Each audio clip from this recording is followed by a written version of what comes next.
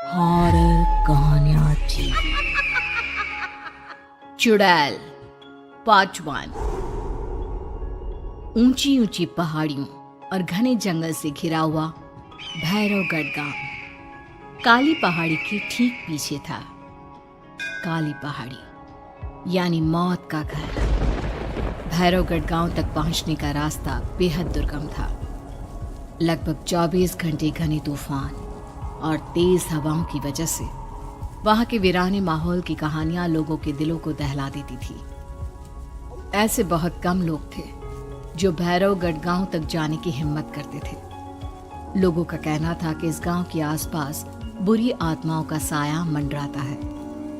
गांव के रहने वाले लोगों ने वैसे तो अपनी आंखों से किसी बुरी आत्मा या साये को नहीं देखा था, लेकिन गांव का बच्चा बच्चा इस बात को महसूस कर सकता था कि गांव के ऊपर कोई तो खौफनाक साया मंडरा रहा है। और उसकी वजह ये थी कि उस गांव में जैसे ही कोई लड़का 18 साल का होता, उसके 18वें जन्मदिन की रात ठीक 12 बजे अकस्मात उसकी मौत हो जाती। हर बार ये मौतें बड़े ही रहस्यमयी ढंग से होती और इस बार सरपंच सुमेर के बेटे को 18 साल होने में अब बस 15 दिन बाकी थे। अजी सुनते हैं हमारा बेटा भी कुछ दिन बाद 18 साल का हो जाएगा। कहीं वो डायन उसे भी खा गई तो। कैसी बातें कर रही हो? जब वो इस गांव में ही नहीं है तो कोई भी डायन या बुरा साया उसका कैसे कुछ बिगाड़ सकता है? उसे कुछ नहीं होगा। हाँ जानती हूँ, आपने उसे पढ़ाई के बहाने इस गांव से बाहर निकाल शहर भेज दिया है, लेकिन ये भी तो सच है ना कि वो बार बार यहाँ आने की जिद करता रहता है। वो चाहे कितनी भी जिद कर ले जानकी, पर मैं उसे इस गांव में कभी वापस नहीं आने दूंगा। मैं नहीं चाहता कि गांव के दूसरे लड़कों की तरह मेरे बेटे की भी अजीबोगरीब ढंग से मौत हो जाए। कभी कभी तो लगता है कि हम सब गांव वालों को हिम्मत करके अपने गांव को इस बुरी आत्मा से छुड़वा लेना चाहिए। लेकिन कौन जानता है आखिर वो खतरनाक साया किसका है? वो काली आत्मा कौन है जो रातों रात हमारे गांव के लड़कों को निगल जाती है?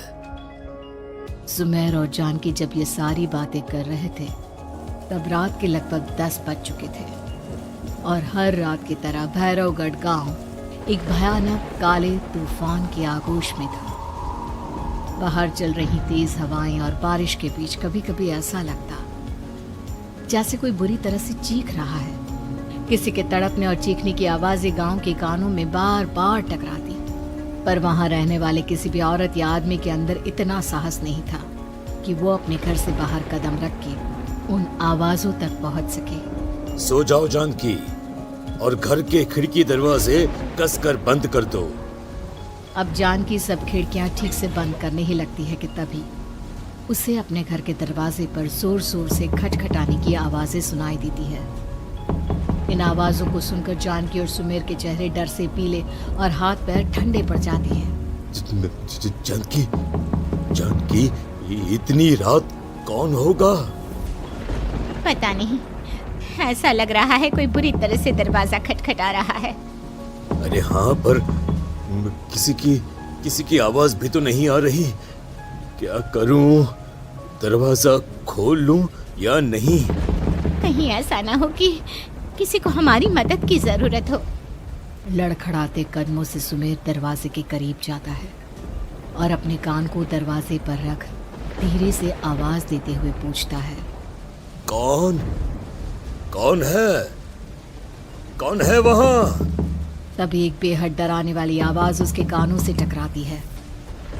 दरवाजा खोलो, दरवाजा खोलो, वरना आज की रात इस गांव में कोई जिंदा नहीं बचेगा।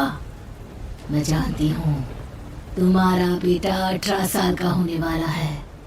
अगर उसकी जान की जरा भी परवाह है तो दरवाजा खोल दो। इस आवाज को सुनते ही सुमेर घबरा कर पीछे हट जाता है और जानकी को पूरी बात बताता है। कहीं वो डायन हमारे घर तक तो नहीं पहुंच गई?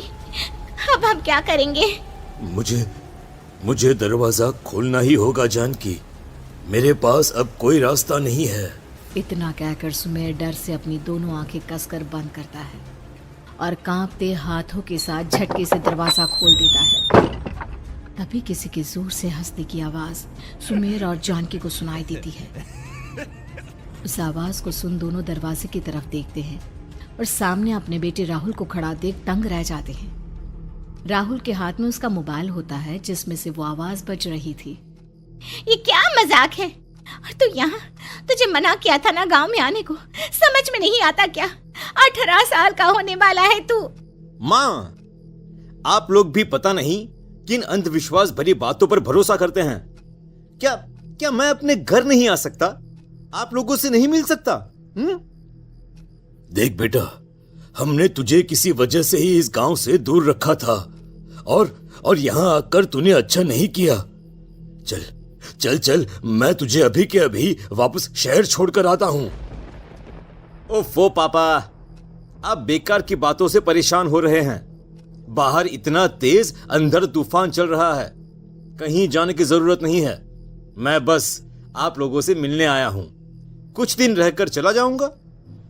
दिमाग खराब हो गया है इस लड़के का, नहीं जानता कि इस गांव में ये सुरक्षित नहीं है। किसने कहा था तुझे यहाँ आने को? ये आवाजें सुन, बाहर से जो आवाजें आ रही है तुझे सुनाई नहीं देती क्या? अरे माँ, जब जोर से तूफान चलता है, तेज हवाएं चलती हैं, तो इसी तरह की आवाजें आती हैं। ये बहुत नॉर्मल है माँ। नॉर्मल होगी तेरे लिए बेटा। 4 दिन शहर में पढ़कर आया है तो अपने माँ बाप की बात नहीं मान सकता।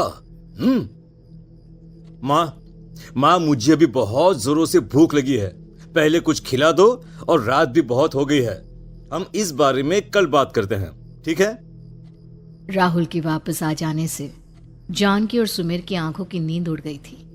खाना खाने के बाद राहुल तो अपने बिस्तर पर जाकर सो गया, लेकिन जानकी और सुमेर पूरी रात उसके कमरे के बाहर पहरेदारी करते रहे। उन्हें पल पल इसी बात का डर था कि कहीं उनके बेटे को कुछ हो ना जाए। रात बीतती है, सुबह का सूरज निकलता है। अब जैसे ही वो राहुल को नींद से जागते देखते हैं तो उन दोनों के दिल को सुकून मिलता है। अरे माँ, पापा, आप अभी तक यहीं बैठे हैं? क्या पूरी रात सोए नहीं? जिनकी जवान बेटी की जान को खतरा हो, उन माँ बाप को नींद नहीं आती बेटा। बेटा, अब तो वापस शहर चला जा। देखो माँ, मैं किसी जरूरी काम से इस गांव में आया हूं, और वो काम पूरा होने के बाद मैं खुद यहां से चला जाऊंगा। काम? गांव में तेरा क्या काम है? पापा, मैं बचपन से ही इस गांव के बारे में बेहद डरावने किस्से सुनते आया हूं, इसीलिए अब मैं उन्हीं किस्सों के ऊपर डॉक्यूमेंट्री फिल्म बनाऊंगा। रिसर्च करना चाहता हूं कि आखिर सच्चाई है क्या। हे भगवान, लो जी, सुन लिया, और भेजो इसे पढ़ने के लिए शहर। मैंने आपसे पहले ही कहा था, मेरी बहन के पास दूसरे गांव भेज दो। ना ये शहर जाता और ना उल जुलूल की बात इसके दिमाग में आती। जानकी और सुमेर राहुल को समझाने की बहुत कोशिश करते हैं, पर वो किसी की बात नहीं सुनता और अपना कैमरा लेकर गांव की पास वाली काली पहाड़ी की तरफ निकल जाता है। अब राहुल जैसे ही काली पहाड़ी पर पहुंचता है, उसकी नजर पहाड़ी के ठीक बीचों बीच बनी एक पुरानी झोपड़ी पर पड़ती है। यहाँ भी कोई रहता है क्या? ये इंटरेस्टिंग होगा। राहुल की आवाज पहाड़ों से टकराकर उसके कानों में सुनाई दे रही थी। उसने चारों तरफ का नजारा देखकर वहां की तस्वीरें अपने कैमरे में उतारना शुरू कर दिया। तभी अचानक राहुल ने अपने कैमरे में खींची हुई तस्वीर को जूम करके देखा, और उसमें उसे जो नजर आया वो देखकर राहुल की होश उड़ गए। क्या सचमुच उस गांव के ऊपर किसी बुरी आत्मा का साया था? क्या राहुल की जान बच पाएगी? क्या देखा था राहुल ने उस फोटो में जिसे देखकर वो दंग रह गया? इन सवालों के जवाब जानने के लिए देखिए इस कहानी का अगला भाग।